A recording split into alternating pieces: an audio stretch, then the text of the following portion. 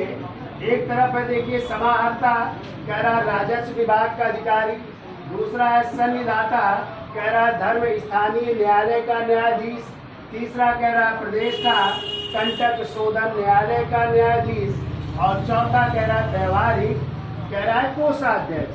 Answer 4 विकल्प दिए हैं। ए कह रहा DABCB है, बी कह रहा है ADBC है, सी कह रहा है ADCB है और डी कह रहा है DABC है।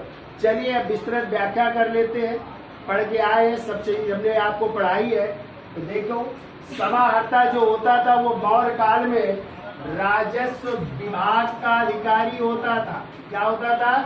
राजस्व विभाग का अधिकारी क्या कहलाता था? समाहर्ता कहलाता था। ठीक है।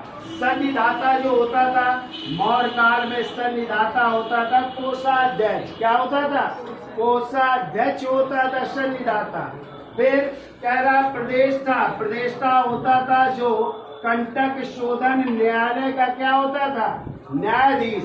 और कंटक शोधन न्यायालय कैसा न्यायालय होता था? ये होता था फौजदारी न्यायालय। कैसा?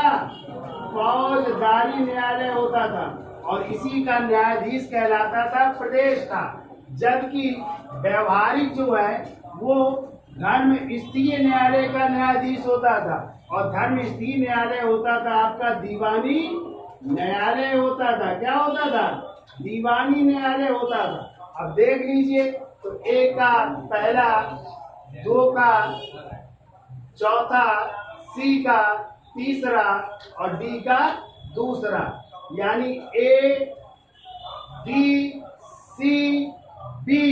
ये आंसर होगा। ADCB